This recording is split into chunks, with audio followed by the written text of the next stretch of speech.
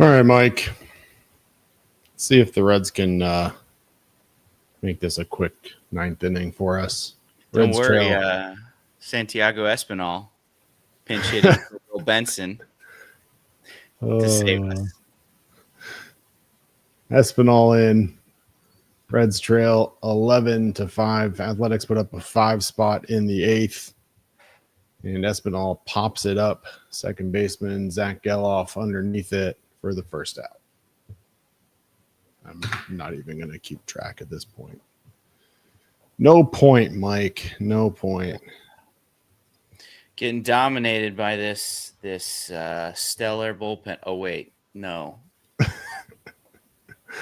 Save it for the show. I know. All right. Key Brian Hayes 0 for 3 tonight.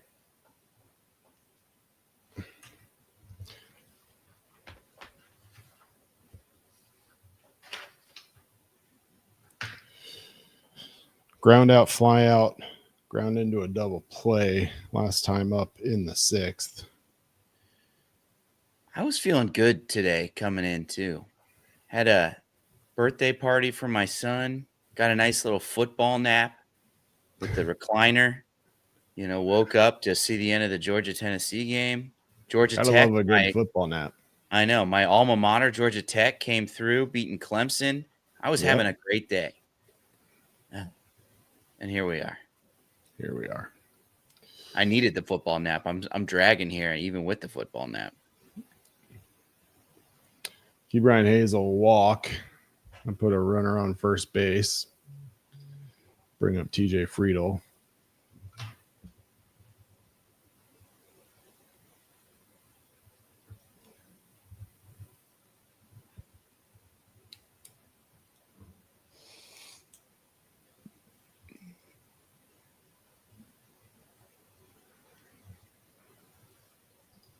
Friedel looks at a first pitch ball outside. Take second base. I mean, let's do it. Got to hit that 3 and cut the lead to 42 at some point, Mike. That's right. Friedel salvage his night with a hit. Come on. Are we going to get that? 0 for 4 on the night with a strikeout. Strikeout. Foul pop out, fly out to center field. And he will advance the runner, Mike. He'll advance the runner. Ground out to Geloff at second base, and the Reds are down to their final out.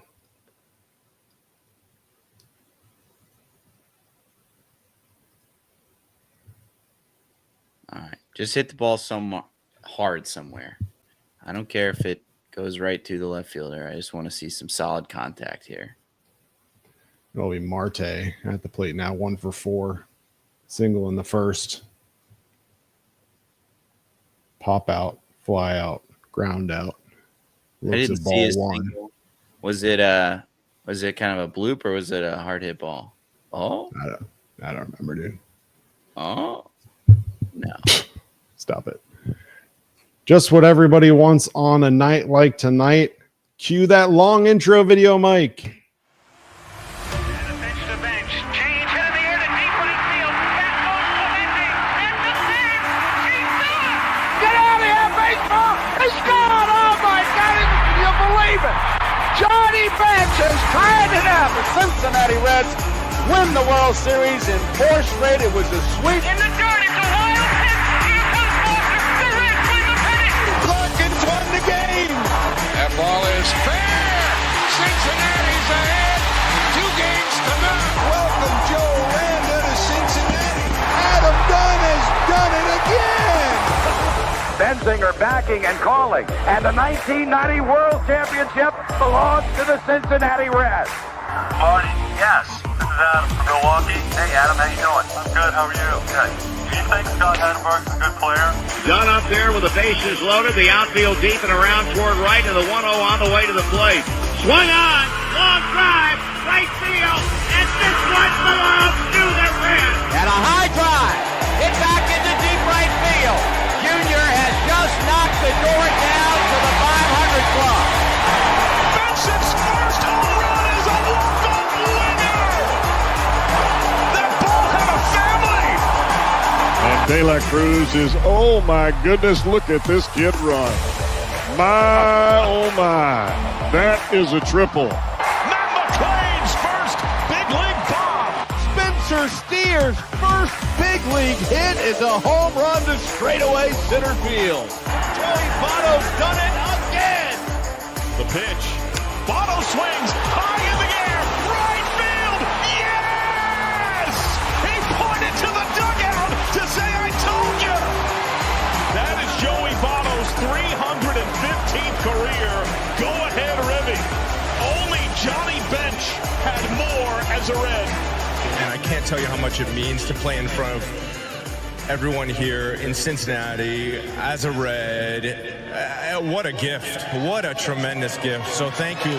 Thank you.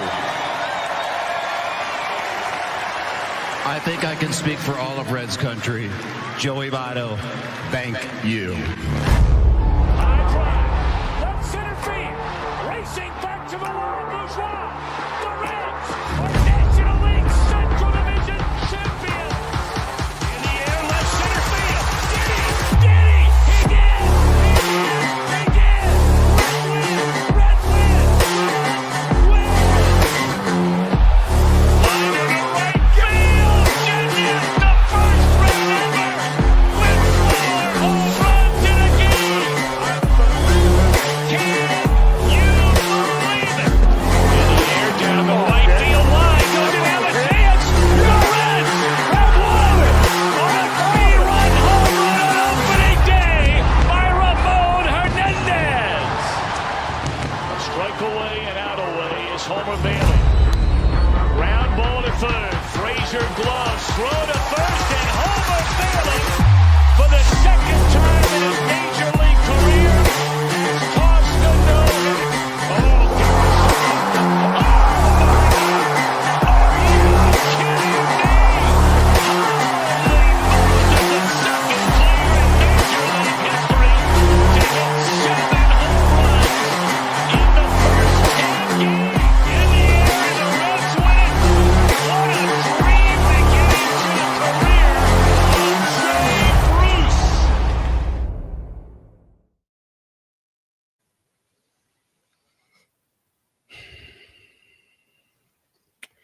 Mike, I don't really know what to say on nights like tonight, man. I just, I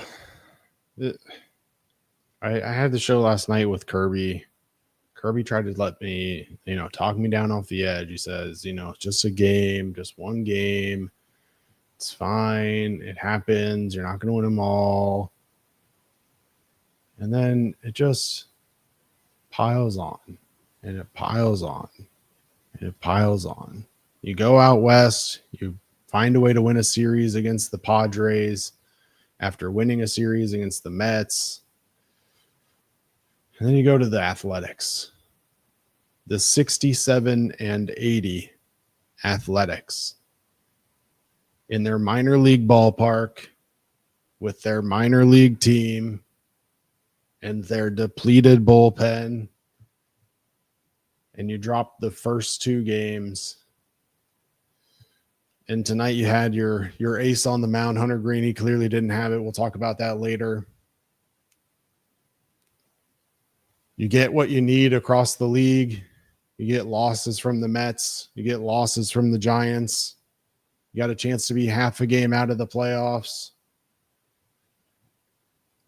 And instead, here you are. You'd lose back-to-back games to the Athletics. You're now officially 1.5 games out of the playoffs. And at the end of the day, you got to question just exactly how you turn this ship around, because for whatever reason, this Reds team just cannot consistently put together a string of games that make you say, all right, maybe this is it. They give you 2 good games and then they blow a couple. You give 1 good game and you think, okay, here we go. And it just falls apart again. You had a real opportunity, Mike. You won those 2 games against San Diego. And you're thinking, all right, Trace has been preaching. He's been saying, you just got to win 5 in a row. Just got to win 5. Win 5 in a row and you're a playoff team. And you're right. All right. Well, you got the 2 against the Padres. Now go get 3 against the A's and put together 5 wins. Here we are. Your thoughts? Yeah. What's tough about it too is because we're pushing, holding out whatever hope we have left to make a playoff push. And then you see performances like the last 2 days and you're like, this is not a team that deserves to be in the playoffs.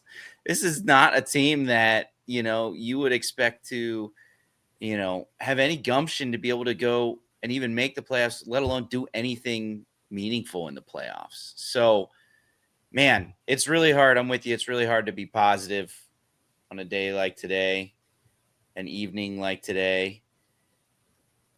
And maybe we don't need to necessarily be there, because no one in the National League decided they want to take this National League wild card spot. They're somehow still mathematically in it, but it's one of those things where it feels like there's a team out there, and I don't want to say giving up. I'm not in any way questioning whether they're trying or not. That's not what I'm trying to say. But what I am seeing is just a depleted bunch.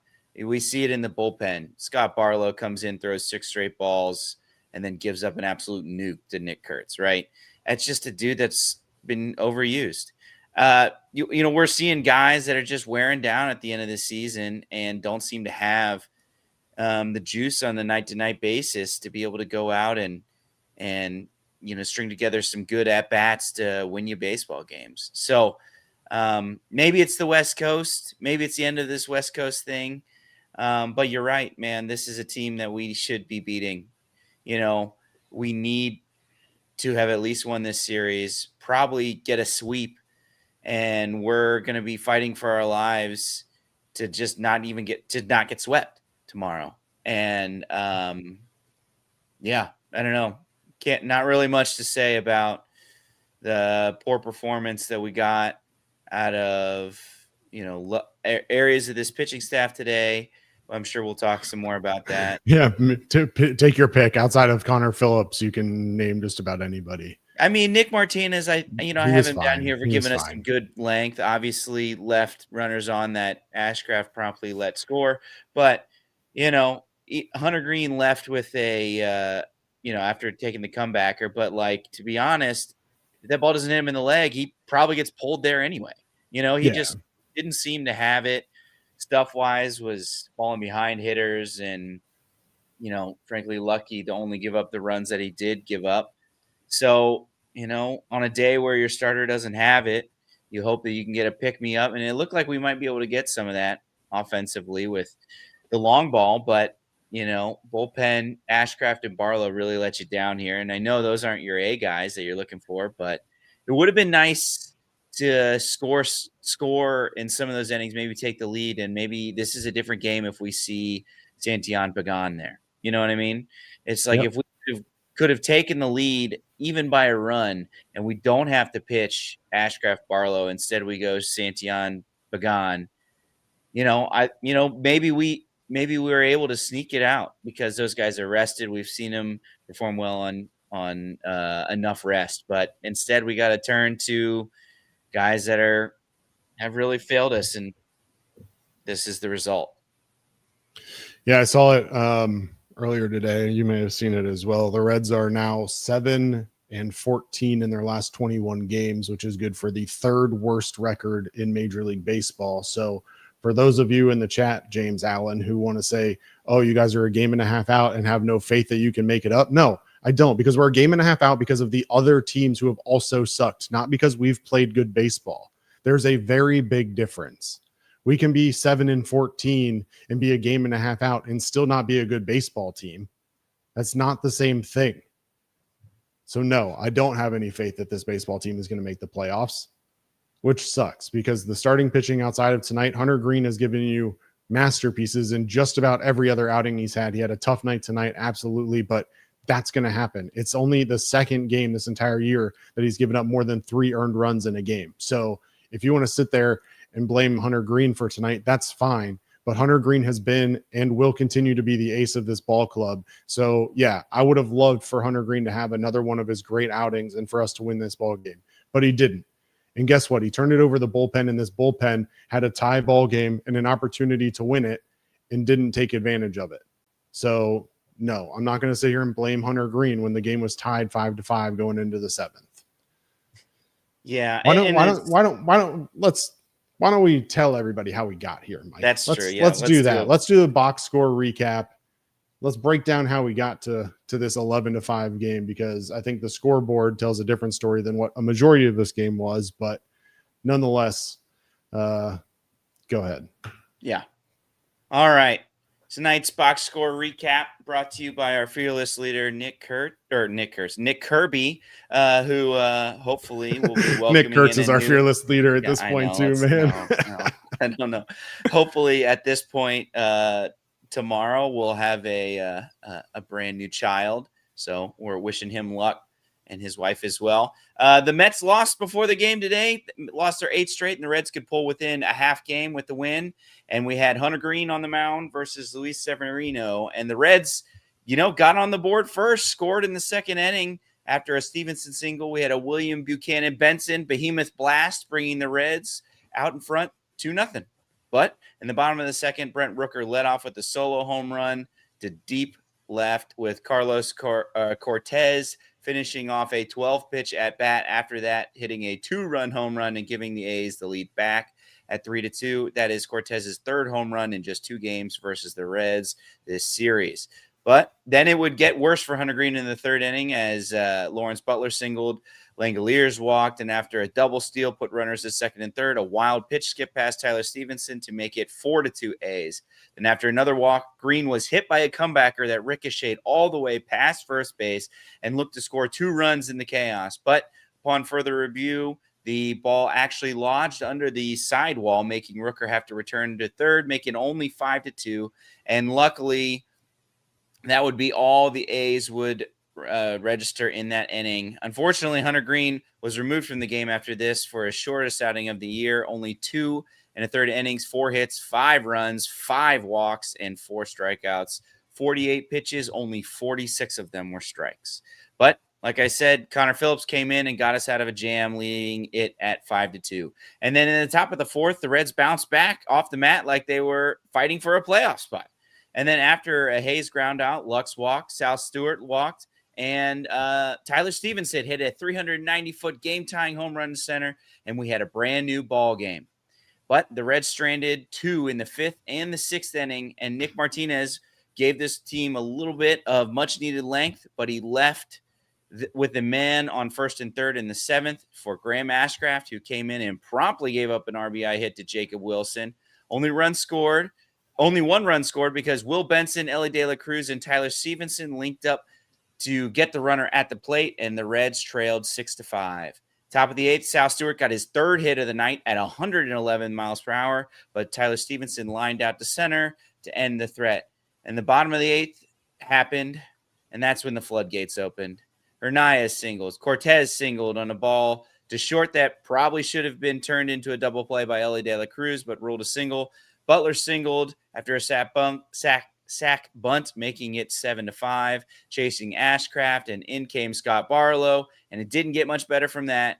He walked Shane Langoliers, and he gave up an absolute moonshot, 493 feet over the batter's eye, grand slam to Nick Kurtz, making it 11-5, and that would be how things would end. Reds lose the series to the last place A's, and will have to win tomorrow to avoid the sweep. That's what we have there, Craig. Hooray. And guess what? We had a deep drive of the game. We'll give it to William because it happened early. Will Benson homered. He homered in the 2nd inning.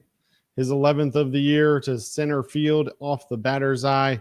It was a 2-run shot, gave the Reds a 67.7% win probability. We all know how that turned out. 103.9 off the bat, 31-degree launch angle, 423 feet on the blast. All right, look, I get the sentiments in the chat. I understand the frustration. I understand that, yeah, you would have liked to see a better outing from Hunter Greene, but it happens. And unfortunately for tonight, the bullpen wasn't able to pick up Hunter Greene. It feels like in the past, Mike, that, you know, at least games where you've been in them, the bullpen has been able to somewhat keep you in them. I agree with your thought that I think they're overworked, obviously, especially Scott Barlow. That's one of the tough parts about being healthy most of the year, for the most part, is that you're throwing a ton of innings.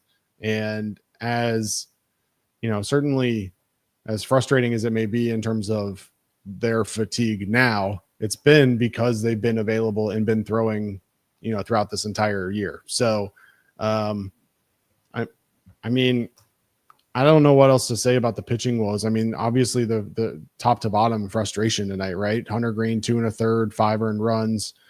Like you said, Connor Phillips and Nick Martinez did well enough, but Graham Ashcraft, 1 inning, 4 hits, 3 earned runs, including the inherited runner from Nick Martinez. Scott Barlow, 2/3 of an innings, 2 hits, 2 earned runs. Not good enough.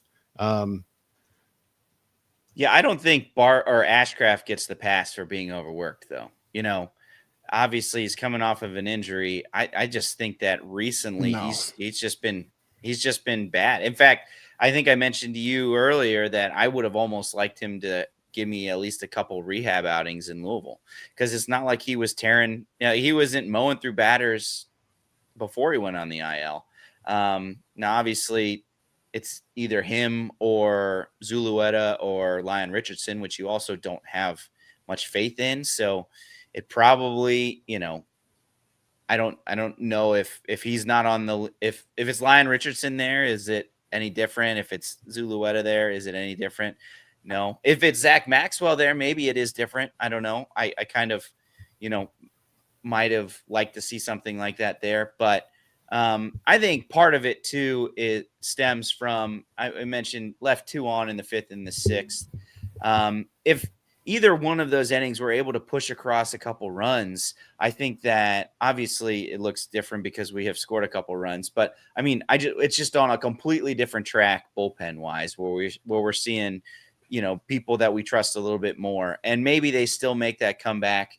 But, you know, I think part of the blame here also stems from, you know, top of the lineup here. We have TJ Friedl 0 for 5, Noelvi Marte 1 for 5, Ellie De La Cruz 0 for 3, Austin Hayes 1 for 4. All of the run production came from the bottom of that lineup. 4 for 3, Sal Stewart, Tyler Stevenson, obviously with the big home run, 2 for 4, and, you know, Will Benson with the home run as well. So it's, we own, you know, that top of the lineup really, you could say this series. I guess Friedl got on 4 times last night, but we scored 0 runs. So it's just like in lost in all of this, because we scored 5 runs, and because, you know, that's what happens when you hit some big home runs, is that we didn't get the production that we needed out of the top of the lineup.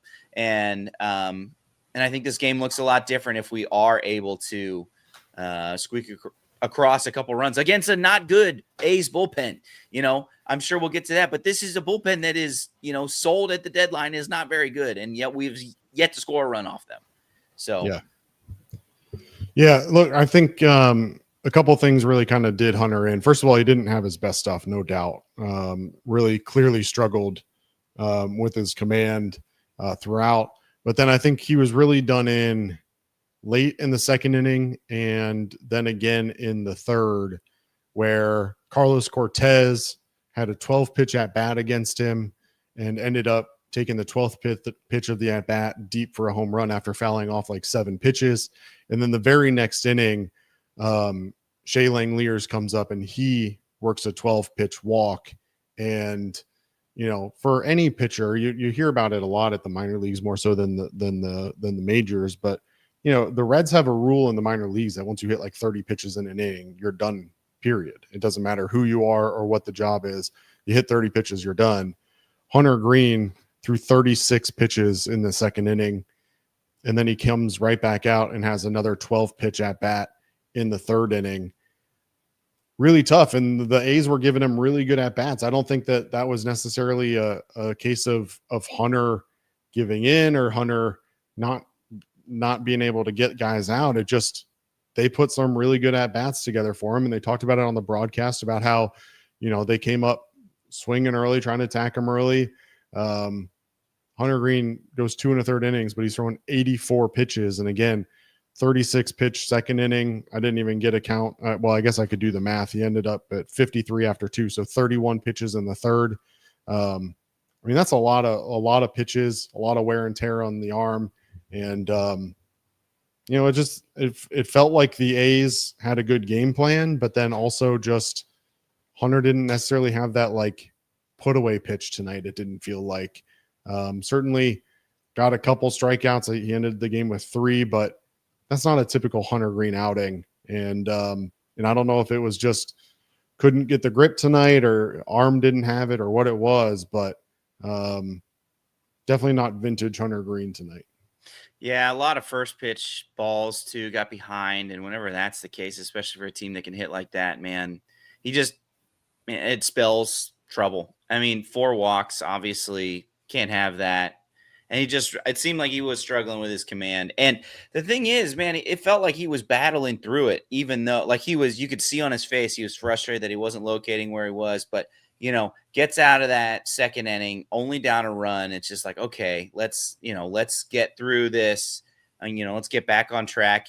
I don't know. I still felt confident. It's like, well, this isn't going to be a long start for Hunter Greene, but I was like, I think he can get through 5. If we can settle into a groove here, maybe get a couple more strikeouts. And that really just didn't happen. So, obviously a disappointing start from your ace, but this happens. I think I saw you put something in there, even the best pitchers in baseball, Paul Skeens has blow up outings. And it's unfortunate that it happened down the stretch when it, would have been great to be able to get a vintage Hunter Greene outing from him. But that's going to happen. And offense just needed to help pick him up there, and bullpen as well. Well, to your point, obviously he starts the game with a walk to Lawrence Butler, and then bounces right back. Right, he strikes out Shane Langeliers, gets the strike him out, throw him out of Lawrence Butler on the caught stealing, and then strikes out Nick Kurtz to get out of the inning. And you're like, all right, settle in, let's get after it. But then he comes out, he gives up that solo home run to start the second. But then again, bounces back, gets back-to-back outs, but then control comes back into play, walks Hernandez, and then gives up that 2-run blast to Cortez on the 12th pitch of an at-bat. And I just think that mentally just put him over and wasn't able to bounce back from that. He got Geloff to end the inning, but then, he gets a base hit from Lawrence Butler up the middle, 12 pitch at bat, walk to Langeliers to start the third, strikes out Nick Kurtz again, but then walks Brent Rooker. And then that unfortunate hit right back up the middle by Jacob Wilson that hit off of him. And then lucky enough for the Reds was ruled a ground rule double. But every time you felt like maybe you'd get out of something, the A's were able to keep a rally going. Yeah. And with I think too, if that doesn't hit him, I think they're playing him right up the middle. I think that's just pick it up, step on it, and throw to first base, double play, which is obviously, we saw something similar happen in the 9th inning or the 8th inning that didn't lead to a double play. So there's obviously no guarantees there, but it is, they did get a little luck with it going underneath the pad, but overall not, unlucky there. And maybe it's different if we get out of the inning there and Hunter Greene comes back out, but boy, it's just there's only so much you can do. And hopefully he's okay. To me, it seemed like at least they went out talking to him. He obviously, I think he ran after the ball or ran after something. So he seemed to be all right. And, but I genuinely think he was just like, well, even if you're not hurt, Tito was pulling him there anyway. Cause it was pretty clear that, with the wear and tear from the last inning and then the number of pitches he threw in this inning, he was pretty out. He was pretty gassed. They needed to come to somebody else. So, Yeah. Just unfortunate that we got that from our Hunter Greene. Yeah. Well, and then obviously the bullpen, on the bright side, Connor Phillips has continued to develop. Seems like a guy who could eventually be kind of a high leverage guy. 1 1/3 tonight from him. No hits, no runs, did walk one. Nick Martinez did what Nick Martinez does, gives you length, pitched well enough, ended up allowing 1 earned run, but that was, again, an inherited runner that scored on Graham Ashcraft, but then Ashcraft and Barlow with the blow up. I put question marks here, Mike, because I don't even know where to go with everything. Like, originally I had, something in there about hitting home runs, and it just how many times we're going to beat the horse over the head with the same exact conversation about how home runs are nice. Tyler Stevenson, I'm glad he's hitting the ball hard. Need it. Will Benson needs to play every single night. Sal Stewart's 3 for 4 tonight. He should be playing every single night. Find a way to get him in the lineup. You DH TJ Friedel tonight, so you clearly are willing to DH people. DH Sal Stewart if you need to, but those two guys, Will Benson and Sal Stewart, and I'll go as far as saying MiLB Marte. I mean, a lot of these guys should be playing every single night. See what you have. TJ Friedel, Austin Hayes, Gavin Lux, Spencer Steer. I'll take it or leave it. I don't really care, but yeah, I think Hayes, they've been trying to give Hayes a day off. They talked about how they were going to play Benson over Hayes the day after he ran into the wall, and instead doctor said, hey, give him another day. So I think they've been looking to try to give Hayes a day off here anyway, and he was hot. That seems to have fizzled.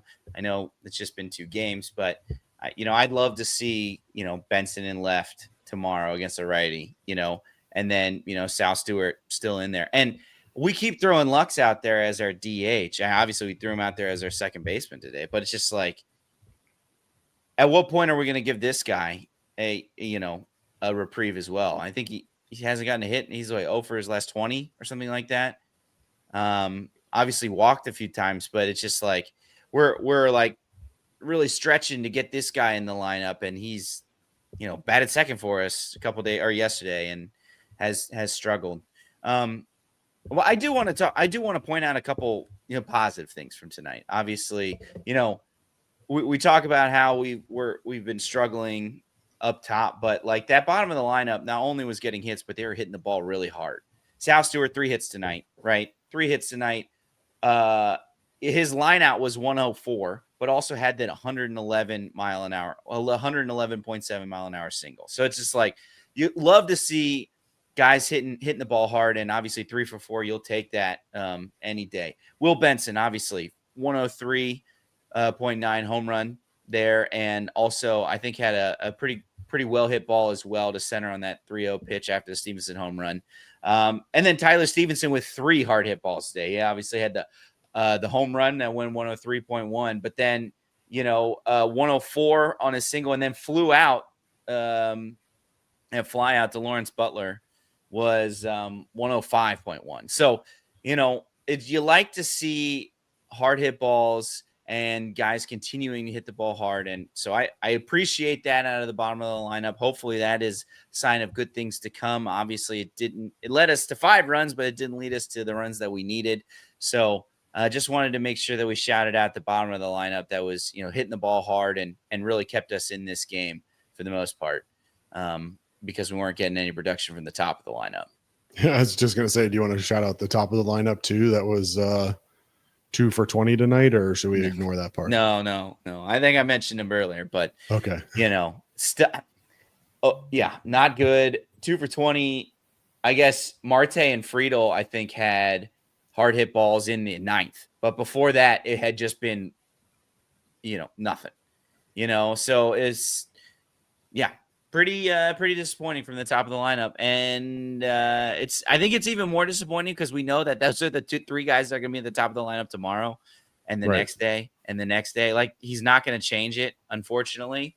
Maybe they give Marte a day, but they gave Marte a day and decided to put the coldest hitter on the Reds team, Gavin Lux, in the second hole. So,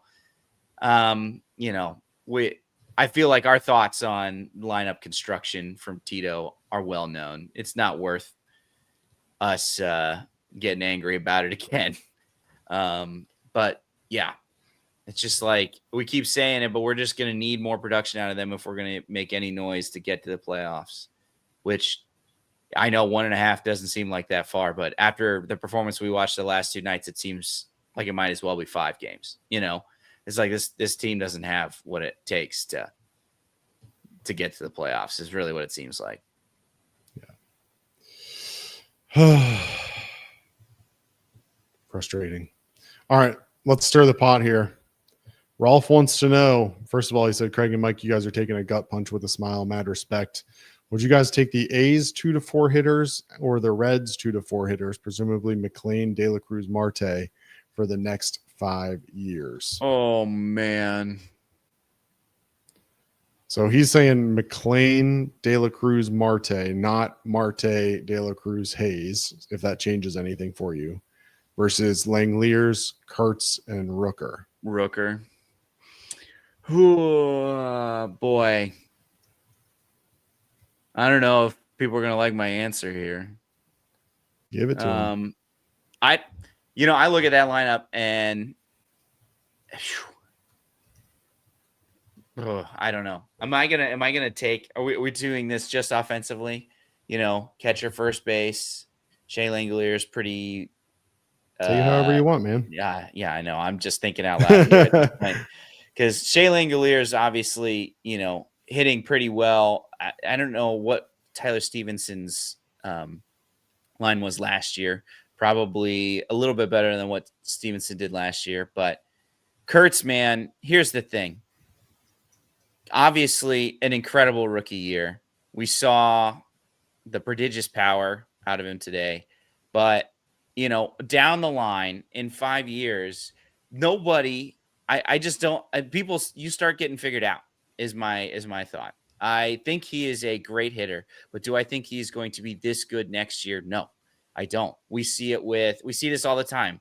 Rookies of the year that come back and have a sophomore slump. That's a very common thing. Corbin Carroll, like we saw with Jonathan India. I mean, that's obviously not on the same level, but it's just like we see this a lot for offensive people. So all of this is me stalling to say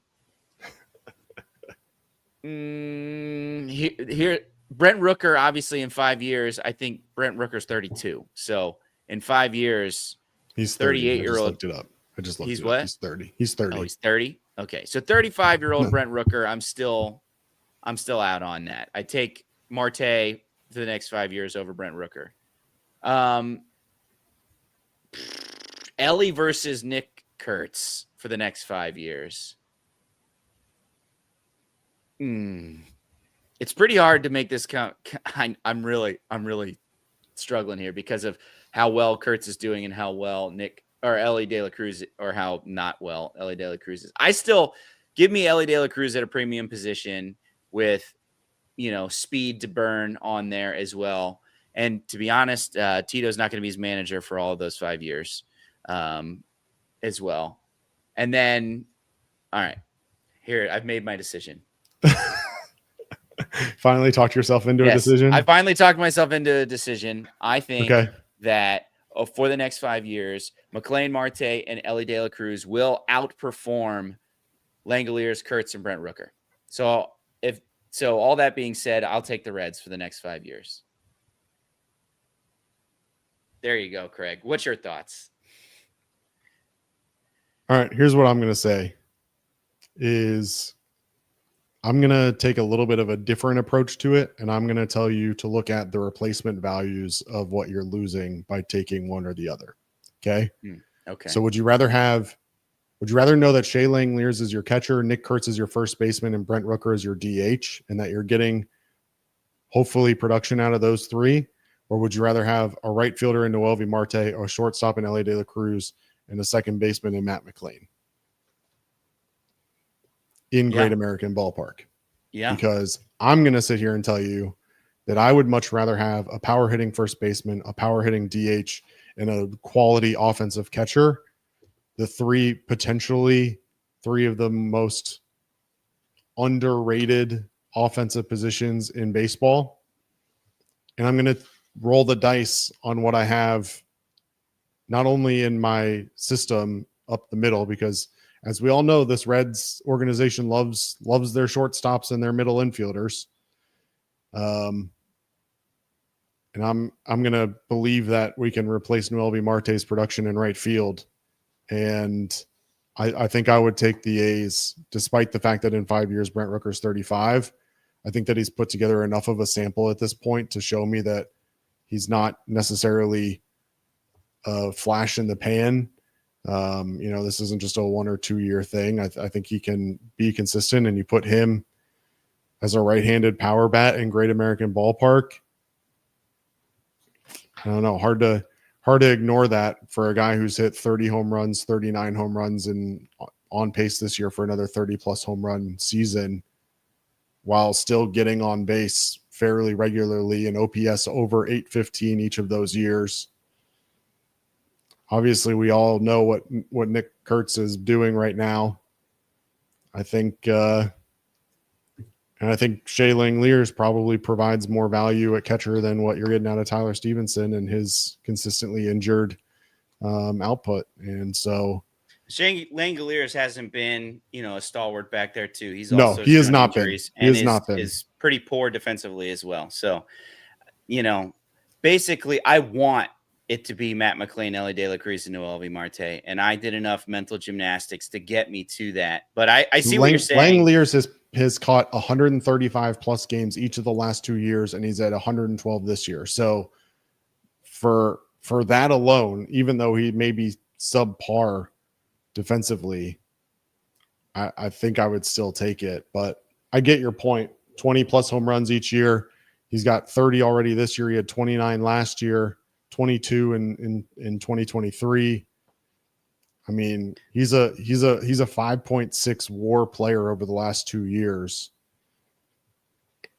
I don't know. So, I guess, you make a very compelling point.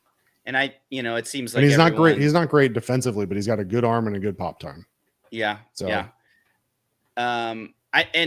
don't get me wrong. I think it's really easy. Like my initial thought, because of where we sit, what we just had to witness, and where the Reds are, sitting offensively. My initial thought was, oh yeah, give me the A's guys right away. But, and so I understand how it would be, pretty easy to just say, well, yeah, look at their numbers, look, there's no way, it doesn't even compare. And I guess what I'm trying to say is I think you make a compelling point, and you might be right. We'll look back in 5 years and Nick Kurtz is the new, Pete Alonso, right? This dude that just mashes at first base for a long, long time. Shea Langeliers is, hitting well, and Brent Rooker doesn't take the Jamer Candelario track and doesn't fall off. But I guess what I'm trying to say is I think it's probably a lot closer than people think.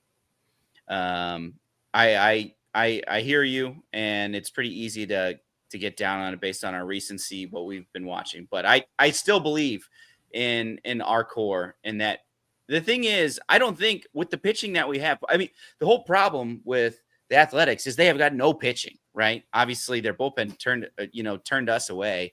But the Reds don't need those guys to be that good. They just need them to get back up to the levels that we know that they can play them at. With the starting pitching that we have, I think we can see a successful team. So, would we trade them? I guess it, is we can play that mental gymnastics all we want to. And I will admit that I really want to see the Reds, core or whatever succeed in this, in this iteration of the Reds. But it's like, we don't need them to necessarily be, over 1,000 OPS like we got Nick Kurtz, right? We just need them to be over 800, and then with the starting pitching that I think that is capable, this organization is able to put out there, that is, I think, enough to be able to push this team to be, a contending team, a playoff team that can go and get it done to the playoffs and then potentially make noise in the playoffs. So you're probably right. 5 years from now, it's probably those three on the A's, but I still think it's closer than people are making it out to be. Well, let's not forget those 3 players won't be on the A's in 5 years either. So Yeah, I mean, in Well, 5 years, Ellie may not be on the Reds. So, there's Very true. that aspect too. Very true. All right, Rolf's back stirring the pot. I'm back. I'm here to back up any collateral damage for my question grenade. You guys are awesome. Next one, Burns versus Kurtz war for the next 5 years. Same draft 2v4. Well, I definitely feel more bullish about this question than the last one. I think it's Burns. And I think obviously what Nick Kurtz is doing is incredible. But if we're going to go semantics here, was it on war, right? Is that what he asked? War. Yep. Yeah. First base is not considered a premium position. And so because of that, doesn't score war nearly as much as, say, like a shortstop, a center fielder, or a catcher. We can argue that till we're blue in the face. That's just how typically war has been in the past. So I think already just dominant starting pitcher versus power hitting first baseman is Kurtz would be at a disadvantage on that already. But like I mentioned earlier, I think people start to figure out Kurtz, right? He's this dude that strikes out 30% of the time still. Like, he strikes out 5% of the time more than Ellie does. So yeah, he hits a ton of home runs. I also saw a really interesting, let's see if I can look this up.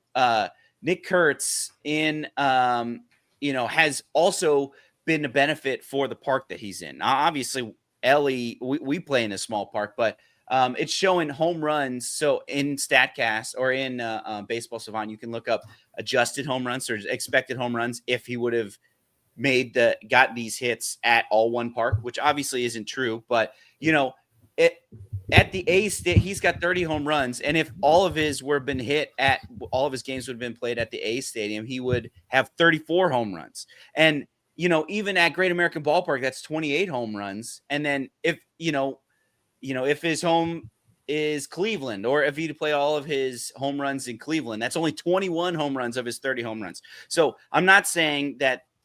Obviously, that's not a exercise that you can really do, because nobody plays all of their games at one ballpark. But what I think that does show is that while he is definitely a good power hitter, he has been a beneficiary of some smaller ballparks, especially his own, that he has played in.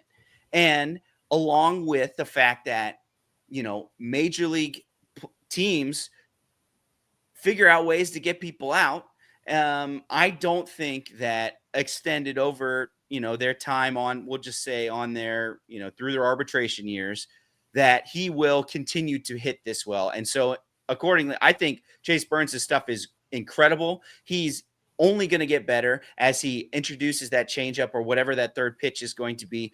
We're going to see him at the top of the rotation as Hunter Greene, maybe even better than Hunter Greene is my prediction. So, all that to say, I'm still bullish on the fact that we took Burns. Obviously, tonight doesn't feel great, but, for the future, I'm still here for Burns over Kurtz. Where do you stand after my ramblings? No, you're good. I put it in the chat, but I think it depends on if we're talking about F war or B war here. B war that's fair. is Yeah, much less pitcher friendly than F war. I think F war far and away, I'm taking Chase Burns. B war, I think it'll be much closer. Probably still lean Chase Burns, just to give like some insights and some comparisons here, right? Like this, I'm going F war because that's the one I typically rely on. Right now, Nick Kurtz is sitting at 4.1 F4. Okay, just for comparison, and I'm not saying that, who knows what's going to happen, but Chase Burns this year, despite the fact that he's only pitched in 9 games, has 1.2 F4. Okay, and that's in 9 games. So you give him a good full season, I don't think there's any doubt he surpasses him in F4. Nick Lodolo this year, 6.7 F4. Andrew Abbott this year, 6.7 F4. Hunter Greene this year, yeah, I know he had a bad night tonight. Whatever. We've talked about it. We're moving on. 9.8.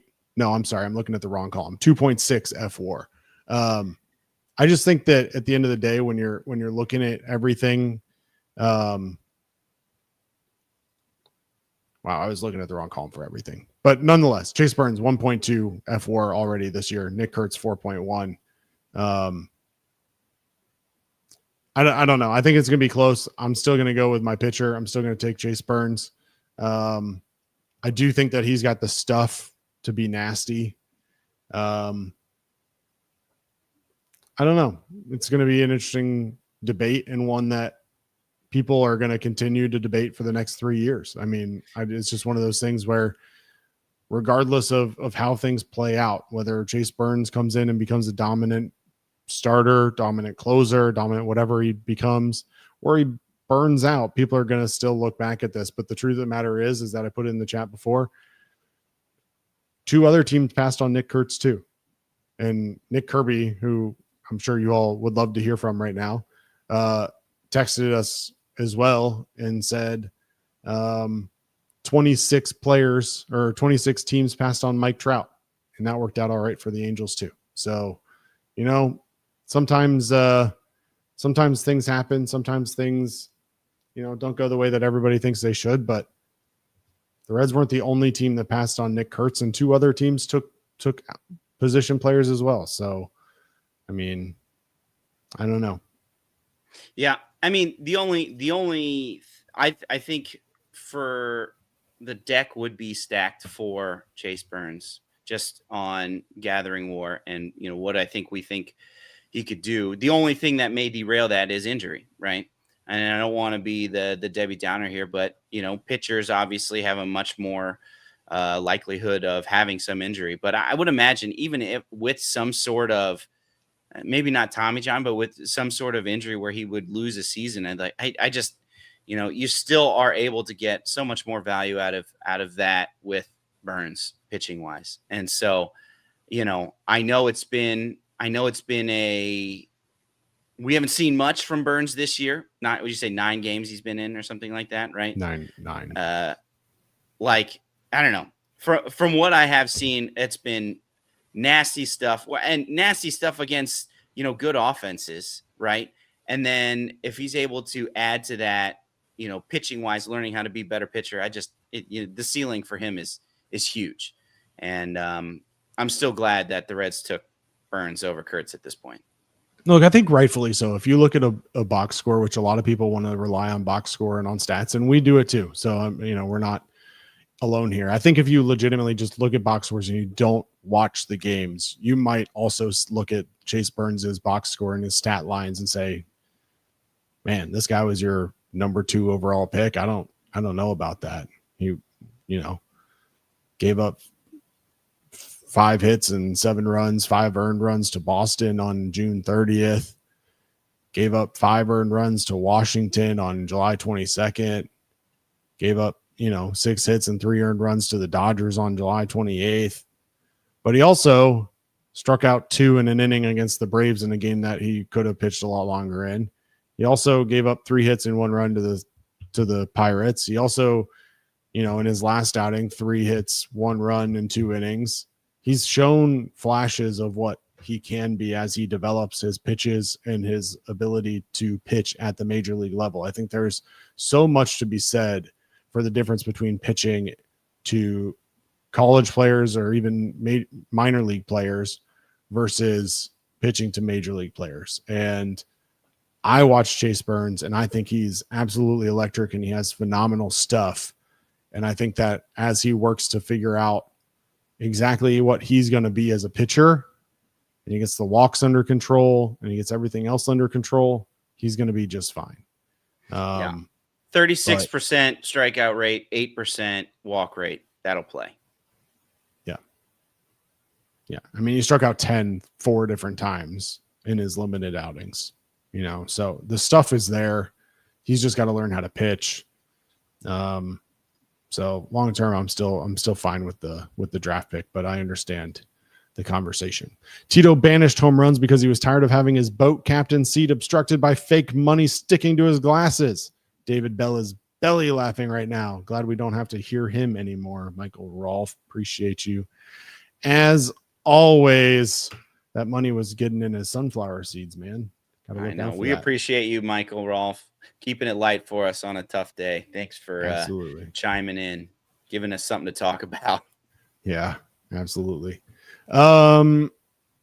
All right, real quick. I don't think I did it when I did the deep drive of the game. So as a reminder, DSC is a leader of renewable commodities for biofuel production, specializing in used cooking oil collection, aggregation, and sales. Visit www.deepsouthcommodities.com for more information. Thanks as always to our friends at DSC. Again, Will Benson, your Deep South Commodities deep drive of the game.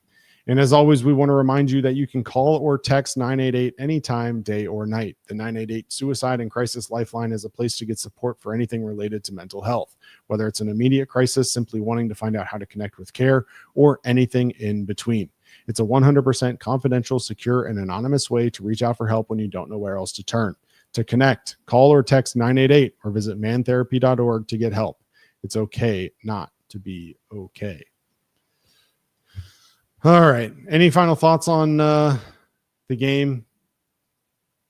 Oh man, no. I just we need to squeak out a win for tomorrow. I don't care how we do it, but boy, we just need to win Badly. All right, let's take a look around the NL. We talked about it already a little bit, but Rangers defeat the Mets. Mets have lost 8 straight games now. That's 3-2 is your final in that one. The Dodgers did the Reds a favor. They took down the Giants, even though the Reds couldn't take advantage. The final score there, 13-7. The Diamondbacks beat the Twins 5-2. Rays beat the Cubs 5-4. Brewers, they're 9-8 winners over the Cardinals. Padres take care of business against the Rockies 11-3. The Phillies take down the Royals 8-6. Marlins over the Tigers 6-4. That's back-to-back wins for the Marlins over Detroit. Astros take down the Braves 6-2. And the Pirates are winners over the Nationals 5-1. The Mets are just begging. They're just begging somebody come take this from us, and nobody will do it. Nobody will do it. The Giants, who were sellers at the deadline, seem to be the most likely scenario here. But yeah, it's unreal how poorly these like 3 or 4 teams who could be in the playoff race are playing right now in quote unquote clutch time. It's unreal. I mean, the Mets have lost 8 straight. The Giants, they're okay, but 6-4. The Reds are 4-6. I just mentioned they're like 7-14 in their last 21. It's just nobody wants it. And at the end of the day, you know what? Whoever gets that last position is going to have to play either the Padres or the Dodgers anyway, and you're probably going to be swept away on the West Coast pretty quickly either way. So no, you know how baseball works. Whoever gets it is going to do the sweeping and then go and beat the Brewers. And then here we are. We're just like, the Giants are going to get it, go do that. And we're just going to be sitting here having lost by 1 game being like, that could have been us. No way. The MLB won't let the Dodgers lose in the first round. Michael Rolfe, 2 questions. Thought on the concession stand rank in Sacramento compared to AAA stadiums. Maybe I'm underestimating the quality of food being up to scale for the MLB. 2, if you're headed to GAB hungry, what's your order? Ooh. So I live in Columbus, and the AAA stadium here has excellent food. The food is good there. So I've never been to Sacramento. Can't comment on what that food is there, but based on what I know about the athletics organization, I can't imagine they are, spending heaps of money to make sure that everyone's having a great time food wise. Well, they had the microphones go out tonight during their little Hall of Fame induction for their 3 primary pitchers from the early 2000s. And the fire alarm. Yeah. And the fire alarm going off. So probably not up to snuff on that, but what's your order when you go to GABP? Oh, man. Okay, so if I'm going for an evening game and say I've already eaten, I just get one thing. I get nachos in the 7th inning. That's all I get. I get nachos with cheese and jalapenos in the 7th inning right before they close up. It's like a tradition that I've had with my mom for back when I was a kid.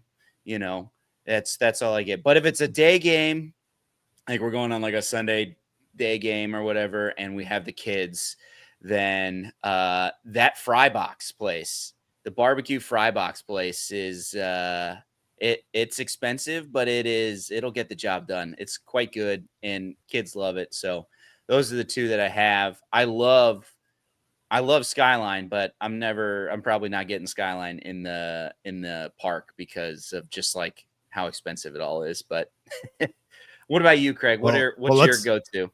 Well, let me just put it. First of all, I don't live in Cincinnati anymore. So when I do get back to GABP, a lot of times it is that kind of nostalgia or those city favorites.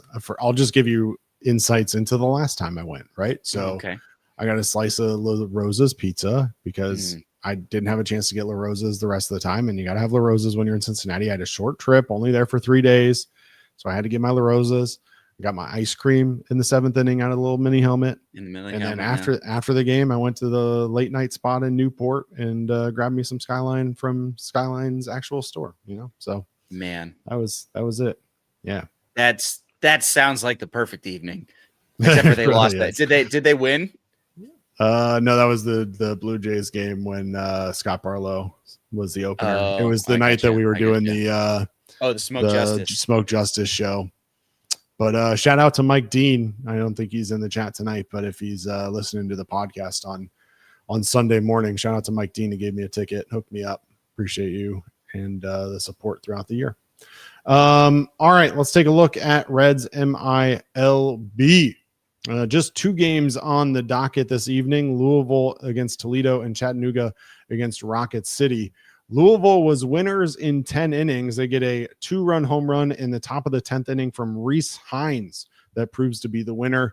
Rhett Lauder got his first start in a rehab assignment. 2 innings, 2 hits, 1 run, 2 strikeouts for Lauder. Heard that he hit 94 on the radar gun. Fairly happy with that at the end of the day. What Rhett Lauder is able to provide to this team down the stretch is to be seen, but the fact that he's getting some work in now in real game situations is definitely a positive long term. Also, some discussions about what fall ball might look like for Lauder. Adam Plutko came in. He pitched 5 innings of 4-hit, 2-run baseball, gave up 3 walks, struck out 4. Sam Maul continued to be dominant, though. 1 inning, no hits, no runs, no walks, 1 strikeout. Buck Farmer got the blown save and the win. Nice little combination for Buck. 2 innings, 1 hit, 2 runs. Only one of them earned a walk and a strikeout. Blake Dunn also homered in this one, his 6th of the season. Reese Hines was 2 for 5 with that home run. That's his 24th of the year. Edwin Rios having a real quiet season, but he hit his 25th home run of the year tonight. Haven't really heard a whole lot about him, but 25 home runs is nothing to shrug at. Ryan Valade 4 for 5 with a double. CES was 1 for 5 as well. Chattanooga wasn't able to put together a whole lot to get tonight against Rocket City. They fall 2-1, only get 3 hits in this one. Edwin Arroyo was 1 for 4. Leo Balcazar and Cam Collier combined to go 0 for 7. Ethan O'Donnell 1 for 3. Kevin Abel pitched in this one, 5 innings, 2 hits, 1 run, did walk 4, but struck out 7. That is your Reds MILB breakdown. And now we look forward to later today at this point. Reds and Athletics back at it Sunday at 4:05 p.m. Eastern at Sutter Health Park. Make sure you watch this one on FanDuel Sports Network Ohio. Mike and Trace. Mike and Trace. Yep, that's right.